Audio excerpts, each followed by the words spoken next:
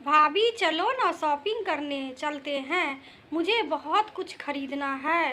नीतू की ननद जो छुट्टियों में बच्चों के साथ मायके आई थी, उसने कहा ठीक है दीदी, मुझे बस 10 मिनट दीजिए, मैं चेंज करके आती हूँ।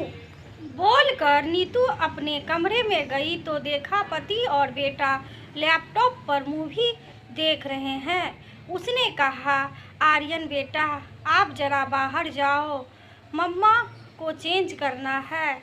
अमिताभ प्लीज़ जरा आप भी बाहर जाइए। यह सुनकर लैपटॉप बंद करके दोनों बाहर चले गए। नीतू तैयार होकर बाहर आई तो सब हॉल में बैठे थे और उसकी ननद उसे देखकर अपनी हंसी दबा रही थी। ज़्यादा ध्यान न देते हुए उसने ननद से चलने के लिए कहा। बाहर आकर ननद ने कहा, ये क्या भाभी, आप अपने कमरे में चेंज करने गई थी तो आर्यन को बाहर भेजा।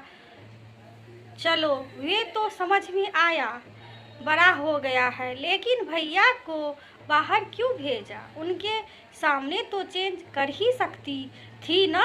मैं तो कर लेती हूँ अपने पति के सामने चेंज।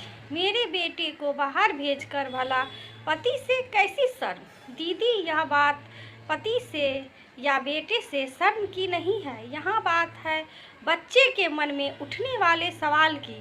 अब अगर मैं आर्यन को बाहर भेजूं और अमिताभ कमरे में रहते हैं तो इससे आर्यन के मन में यह सवाल ज़रूर आएगा, पापा कमरे में रह सकते हैं तो मैं क्यों नहीं रह सकता? पापा भी तो लड़के हैं। क्योंकि मैंने आर्यन को यही बताया है कि लड़कियां लड़कों के सामने चेंज नहीं करती, इसलिए आपको पापा को बाहर जाना है। वैसे भी हर रिश्ते की एक मर्यादा होती है, फिर चाहे वो रिश्ता पति पत्नी का ही क्यों ना हो।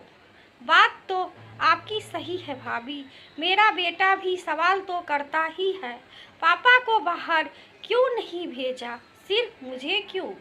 मैं उसे डांट कर चुप करा देती हूँ। इस नज़रिए से तो मैंने कभी सोचा ही नहीं। आगे से भी मैं भी इसी बात का ख्याल रखूँगी। थैंक यू सो मच भाभी, आज आपने बहुत अच्छी सीख दी मुझे। दोनों ननद भाभी शॉपिंग के लिए चल दी। दोस्तों, ये छोटी सी कहानी आपको कैसे लगी? अपनी राय कमेंट बॉक्स में ज़रूर बताइएगा।